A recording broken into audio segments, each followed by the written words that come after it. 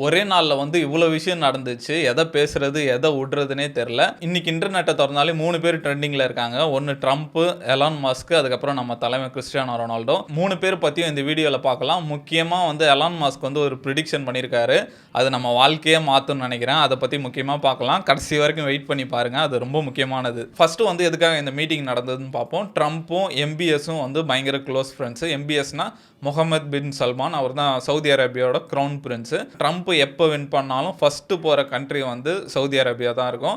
அவர் first வாட்டி ஜெயிக்கும் போதும் ரியாத் தான் போனாரு. செகண்ட் வாட்டி ஜெயிக்கும் போது ரியாத் தான் போனாரு. அவருக்கு வரவேற்புலாம் பயங்கரமா இருக்கும். அவர் சவுதி அரேபியா போனார்னா அதுக்கு கைமாறு செய்யற மாதிரி இப்போ சவுதி அரேபியாவோட பிரின்ஸ் எம்பிஎஸ் வரும்போது அதுக்கு நம்ம திருப்பி செய்யணுன்ற மாதிரி பயங்கரமா வரவேற்பு கொடுத்திருந்தாங்க. அந்த மார்ச் பாஸ்ட், அதுக்கப்புறம் குதிரைங்களோட மார்ச் பாஸ்ட் பண்ணியிருந்தாங்க. அந்த ஃபிளைட் எல்லாம் போயிருந்தது. பயங்கரமா வரவேற்பு கொடுத்திருந்தாங்க. இந்த மீட்டிங் எதுக்காகனா இன்வெஸ்ட்மெண்ட்டுக்காக.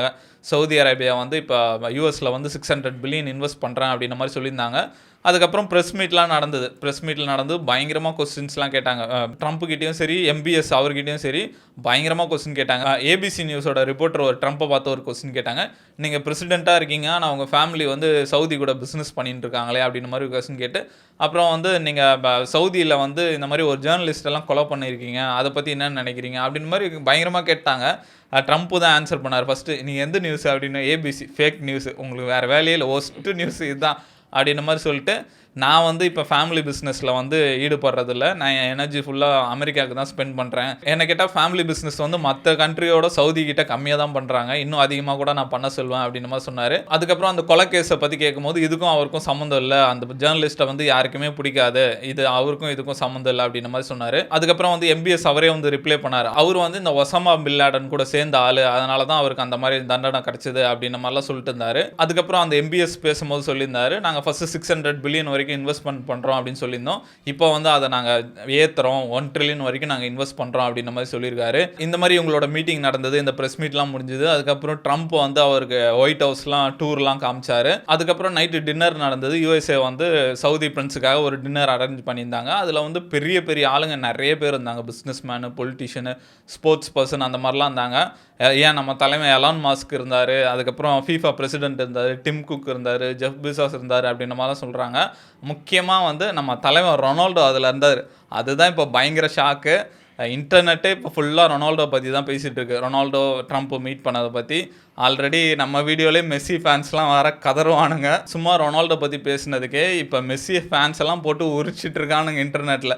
இந்த மாதிரி ட்ரம்ப்பே சொல்லுவார் பேசும்போது வந்து, இப்போ என் பையன் பேரன் ட்ரம்ப் வந்து ரொம்ப ஹாப்பியாக இருப்பான், எனக்கு இன்னும் மரியாதை கொடுப்பான், நான் வந்து ரொனால்டோவை இன்ட்ரடியூஸ் பண்ணி வச்சேன் அப்படின்ற மாதிரி சொல்லியிருந்தாரு. அதை போட்டு செஞ்சுட்டு இருக்கானுங்க இன்டர்நெட்டில். இப்போ மெஸ்ஸி வந்து 3 வருஷமாக அமெரிக்காவில் ஆடிட்டு இருக்காரு, ட்ரம்ப்போட பையன் வந்து ரொனால்டோவை பார்த்துட்டு இருக்காரா அப்படின்ற மாதிரி பயங்கரமாக கலாய்ச்சிட்டு இருக்காங்க. அதே மாதிரி மெஸ்ஸி ஃபேன்ஸும் விடல, அவ்வளோதான் வேர்ல்டு கப்பை ரிக் பண்ணிட்டானுங்க, ரொனால்டோ வந்து இந்த வாட்டி ரிக்டு வேர்ல்டு கப் வாங்க போகிறாரு, ட்ரம்ப் கிட்டே பேசிட்டாரு, 9 பெனால்ட்டி கிடைக்க போகுது அப்படின்ற மாதிரி பயங்கரமாக இன்டர்நெட்டே இதை பற்றி தான் பேசிகிட்டு இருக்கு. புதுசாக பார்க்குற நிறைய பேருக்கு தெரியாது ரொனால்டோ எதுக்கு ட்ரம்ப்பை மீட் பண்ணாருன்ட்டு. கொஞ்ச நாளைக்கு முன்னாடி ரொனால்டோ வந்து பிஎஸ் மார்கன் கூட ஒரு இன்டர்வியூ பண்ணியிருந்தாரு. அப்போ சொல்லியிருந்தாரு, எனக்கு வந்து ட்ரம்ப் ரொம்ப பிடிக்கும், யாரையாவது ஒரு ஆளை மீட் பண்ணோன்னா நான் ட்ரம்ப்பை மீட் பண்ணணும்னு சொல்லுவேன், அவர் ஒரு ஆள் தான் வந்து இந்த உலகத்தை சேஞ்ச் பண்ண முடியும், இல்லை சேஞ்ச் பண்ணுறதுக்கு ஹெல்ப் பண்ண முடியும், அவர்கிட்ட பேசுறதுக்கு நிறைய விஷயம் இருக்குது, அது மாதிரி பர்சனலாக எனக்கு ஒரு விஷயம் இருக்குது அப்படின்ற மாதிரி சொல்லியிருந்தாரு. அது இவங்க பார்த்துருப்பாங்க போல். சவுதி கூட மீட்டிங் நடக்குது, சரி இவரும் சவுதி லீகில் ஆடுறாரு, மனுஷனை கூப்பிட்டு 2 பேரும் மீட் பண்ணியிருக்காங்க. காலைல எப்படி எம்பிஎஸ்ஸை வந்து ஒயிட் ஹவுஸ் டூர் காமிச்சாரோ அதே மாதிரி ரொனால்டோக்கும் ஒயிட் ஹவுஸ் டூர் காமிச்சிருக்காரு. ட்ரம்ப்பை பற்றி சொல்லும் போது எல்லாரும் சொல்லுவாங்க, டைனா ஒயிட்லாம் அடிக்கடி சொல்லுவார், யார் வந்தாலும் சரி ஒயிட் ஹவுஸ் வந்தாலும் அவரே கூப்பிட்டு போயிட்டு ஒயிட் ஹவுஸ்லாம் சுற்றி காட்டுவாராம், அது அவரோட பழக்கம் அப்படின்ற மாதிரி சொல்லுவாங்க. அதே மாதிரி ரொனால்டோக்கும் ஒயிட் ஹவுஸ்லாம் சுற்றி காமிச்சிருக்காரு. அதுக்கப்புறம் ட்ரம்ப்பை பற்றி சொல்கிற ஒரு விஷயம் என்னன்னா, ட்ரம்ப் வந்து செம்மையாக காமெடி பண்ணுவாராம். நிறைய பேர் இதை பற்றி சொல்லியிருக்காங்க, நம்மளே இதை நோட் பண்ணலாம். யார் ட்ரம்ப் கூட பேசியிருந்தாலும் சிரிச்சுட்டு இருப்பாங்க, செம்மையாக கலாய்ச்சிட்டு இருப்பார். ரொனால்டோவும் அப்படியே பார்த்தா பயங்கரமாக சிரிச்சுட்டு இருப்பார், செம்மையாக கலாய்ச்சிட்டு இருப்பாருன்னு சொல்லுவாங்க. அந்த மாதிரி 2 பேரும் இப்போ மீட் பண்ணியிருக்காங்க. இந்த மீட்டப்பை நம்ம யாருமே எக்ஸ்பெக்ட் பண்ணலை. ஏன்னா ரீசெண்டாக தான் அவர் சொல்லியிருந்தார், இந்த மாதிரி ட்ரம்ப்பை பார்க்கணும், எனக்கும் ட்ரம்ப் கூடலாம் பேசணும்னு ஆசை இருக்குன்னு. அவர் மேனிஃபெஸ்ட் பண்ணாரா இல்லை அவர் இந்த வீடியோவை பார்த்தாரான்னு தெரில. அதே மாதிரி கூப்பிட்டுருந்தாரு. ஒரு செல்ஃபி வேறு இருந்தது. அந்த செல்ஃபியில் பார்த்தா என்னடா உலகத்தில் இருக்க எல்லா பெரிய ஆளும் இருக்க மாதிரி இருக்கும். ரொனால்டோ இருப்பார், எலான் மஸ்க் எட்டி பார்த்துட்டு இருப்பார், ஃபீஃபா பிரசிடென்ட் இருப்பார். அந்த ஃபோட்டோவே சோஷியல் மீடியாவில் பயங்கரமாக போயிட்டு இருந்தது. இப்போ ரீசெண்டாக பார்த்தோன்னா ரொனால்டோ அவர் இன்ஸ்டாகிராமில் போஸ்ட்டாகவே போட்டார், ரொனால்டோவும் ட்ரம்ப்பும் நடந்து வந்துட்டு இருப்பாங்க, நீ சொன்ன மாதிரி அவர் என்ன ஜோக் சொன்னார்னு தெரில, தெரியல. ரொனால்டோ அப்படி பயங்கரமாக சிரிப்பார்.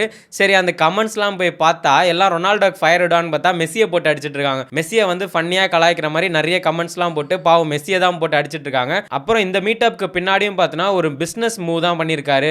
நார்மலாலாம் ரொனால்டோ கூப்பிட்டு மீட் பண்ணல. ஏன்னா இப்போ 2026 வேர்ல்ட் கப்போட ஹோஸ்டிங் கண்ட்ரி பார்த்தா கனடா, மெக்சிகோ, யுனைடெட் ஸ்டேட்டும் தான். ஸோ அதனால ரொனால்டோவை கூப்பிட்டாரு. ஏன்னா ரொனால்டோ வேர்ல்ட் கப் விளையாடுறாரு. இது வந்து யுனைடெட் ஸ்டேட்டுக்கு ஒரு பூஸ்டப்பாக இருக்குன்ற மாதிரி சொல்கிறாங்க. அதே மாதிரி ட்ரம்ப் வந்து ரொனால்டோ அவங்க ஒய்ஃப் ஜார்ஜினா 2 பேரையும் ஓவல் ஆஃபீஸில் மீட் பண்ணி பேசினாரு. அதுக்கப்புறம் அவங்களுக்கு ஒயிட் ஹவுஸோட கீ கொடுத்தாரு. அந்த கீ வந்து ஒரு ஆனர் மாதிரி, இந்த மாதிரி உங்களை நாங்கள் ரெகனைஸ் பண்ணுறோம், நீங்கள் எப்போனா ஒயிட் ஹவுஸ் வரலாம், அந்த மாதிரி ஒரு கீன்னு சொல்லுவாங்க. அது அவர் கொடுத்துருப்பாங்க. நம்ம வீடியோ எல்லாமே ரொனால்டோ பற்றி பேசுவோம். நம்ம பாட்டு ரொனால்டோ இப்படி பண்ணாரு பேசிகிட்டு இருப்போம். அதுக்கு மெஸ்ஸி ஃபேன்ஸ் இது பண்ணிட்டு இருப்பானுங்க. இப்போ மெஸ்ஸி ஃபேன்ஸை தான் போட்டு அடிச்சிட்டு இருக்காங்க. 3 வருஷமாக மெஸ்ஸி ஆடிட்டு இருக்காரு, அவருக்கு ஒரு கீ கொடுக்கல. ரொனால்டோ வந்து கூப்பிட்டு கீ கொடுக்குறாங்க அப்படின்ற மாதிரி, இதுதான் ரொனால்டோட பவர் அப்படின்ற மாதிரி மெஸ்ஸி ஃபேன்ஸை போட்டு செஞ்சுட்டு இருக்காங்க. ட்ரம்ப் பொறுத்த வரைக்கும் ஒரு 3 விஷயத்துக்கு இம்பார்ட்டன்ஸ் கொடுக்குறாரு. ஒன்று டேரிஃபு, ஒன்று பீஸ், இன்னொன்று ஸ்போர்ட்ஸ். எல்லாருக்கும் தெரியும் ட்ரம்ப் எவ்வளோ டேரிஃப் போட்டுருக்காருன்ட்டு.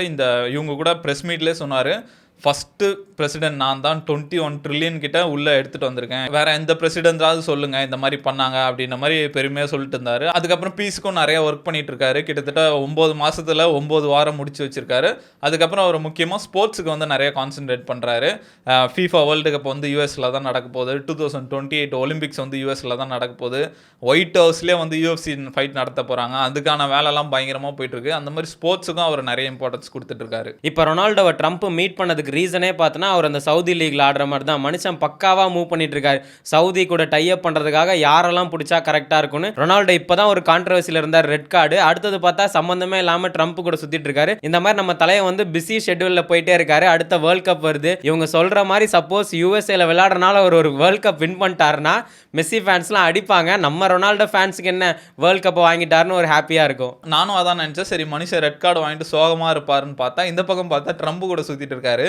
அதே மீட்டிங்கில் வந்து ட்ரம்ப் இருக்காரு, ஃபீஃபாவோட பிரசிடென்ட் இருக்காரு, ரொனால்டோ இருக்காரு. அவர்கிட்ட சொல்லி என்னங்க ரிவ்யூலாம் பண்ணிட்டு இருக்கீங்க, ஒரு 3 நாள் 2 நாளாக கம்மி பண்ணுன்னு கூட சொல்ல வாய்ப்பு இருக்கு. யூஎஸ்எல் நடக்குது, எல்லாருமே ஃப்ரெண்ட்ஸு, சரி போட்டு விடுங்கப்பா அப்படின்னு போட்டு விட்டாலும் சொல்கிறதுக்கு இல்லை. சரி இந்த மாதிரிலாம் போயிட்டு இருந்தது. அதுக்கப்புறம் தான் நான் ஒரு முக்கியமான விஷயம் பார்த்தேன். யூஎஸ் சவுதி இன்வெஸ்ட்மெண்ட் சம்மிட் அப்படின்ற மாதிரி ஒன்று நடந்தது. எல்லா பெரிய ஆளுங்களும் அங்கே இருந்தாங்க. ட்ரம்ப் வந்திருந்தார், எலான் மஸ்க் வந்திருந்தார், என்விடியாவோட ஃபவுண்டர் அவர் இருந்தார். ட்ரம்ப் எல்லாமே ஸ்டேஜில் பேசினார். அதுக்கப்புறம் எலான் மஸ்க்கும் அந்த என்விடியா ஃபவுண்டர் அவர் 2 பேரும் இருக்க மாதிரி ஒரு கான்வர்சேஷன் மாதிரி பண்ணியிருந்தாங்க. அப்போ எலான் மஸ்க் கிட்ட ஒரு கொஸ்டின் கேட்டாங்க, ஃபியூச்சர் என்னவா இருக்கும், இப்போ எல்லாம் டெவலப் ஆகிட்டு இருக்கு, எப்படி இருக்கும்னு நினைக்கிறீங்க அப்படின்ற மாதிரி ஒரு கொஸ்டின் கேட்டாங்க. அதுக்கு அவர் ஒரு பதில் சொல்லியிருந்தார். அதே பதிலை வந்து நித்யானந்தா வந்து கொஞ்ச நாளுக்கு முன்னாடி சொல்லியிருந்தாரு. செம்ம ஷாக்காக இருந்தது. கொஞ்ச நாளைக்கு முன்னாடி நித்யானந்தத்தோட ஒரு வீடியோ ஒன்று பார்த்தேன். அதில் அவர் என்ன சொல்லியிருந்தாருன்னா 2035 நான் ஒரு ப்ரிடிக்ஷன் பண்ண போகிறேன். 15 வருஷத்துக்கு முன்னாடி நான் சொல்லியிருந்தேன், அந்த வீடியோஸ்லாம் இருக்கும் போய் பாருங்கள். என்ன சொல்லியிருந்தாருன்னா இன்னும் 10 வருஷத்துக்கு அப்புறம் கம்யூனிகேஷன்லாம் வந்து லைட்டிங் ஸ்பீடில் நடக்கும், ஃப்ரீ ஆஃப் காஸ்ட்டில் யார்கிட்ட வேணால் ஈஸியாக நம்ம பேச முடியும் அப்படின்ற மாதிரி ப்ரிடிக்ட் பண்ணியிருந்தேன். அடுத்த 10 வருஷத்துக்கு நான் ப்ரிடிக்ட் பண்ணுறேன், இன்னும் 10 வருஷத்தில் வந்து எல்லாருமே வெல்த் டெமோக்ராட்டிக் ஆகிடும், எல்லார்கிட்டையுமே காசு இருக்கும் அப்படின்ற மாதிரி சொல்லியிருந்தாரு. அதே இதை தான் வந்து எலான் மஸ்க்கும் சொல்லியிருந்தார். இவர் என்ன சொல்கிறாரு, இன்னும் 10 to 20 வருஷத்தில் வந்து ஒர்க்குன்றது வந்து ஆப்ஷனல் ஆகிடும் அப்படின்ற மாதிரி சொல்கிறாரு. மணின்றது ரெலவெண்ட்டாக இருக்காது, எல்லா வேலையும் வந்து ஏஐ ரோபோட்டே பார்த்துரும். நம்ம வந்து ஆப்ஷன்லாம் வேணும்னா பார்க்கலாம். இப்போ நம்மளுக்கு வெஜிடபிள்ஸ் வேணும்னா போய் கடையில் போய் வாங்கிக்கலாம். ஆனாலுமே நிறைய பேர் வந்து வீட்டில் வெஜிடபிள்ஸ் வளர்ப்பாங்க, அந்த மாதிரி வேணும்னா வேலை பார்த்துக்கலாம் அப்படின்ற மாதிரி சொல்கிறாரு. இது செம்ம இன்ட்ரெஸ்டிங்கான விஷயமா இருக்குது. இது ரொம்ப வருஷத்துக்கு முன்னாடியே நான் இதை பற்றி பார்த்தேன்.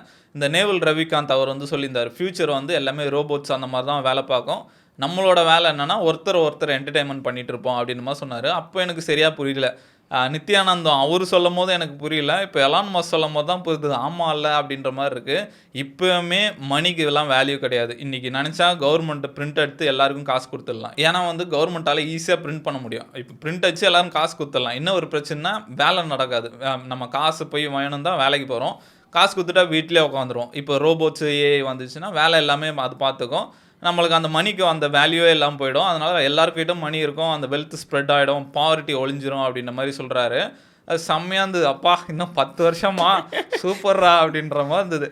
இப்போ நம்மளுக்கு இருக்க பிரச்சனைனா நம்ம ஃப்யூச்சர் அதை வச்சு நம்ம பிளான் பண்ணோம். இப்போ நம்ம படிச்சுட்டு இருக்க புக்கே வந்து 5 வருஷத்துக்கு பழைய சிலபஸை படிச்சுட்டு இருக்கோம்.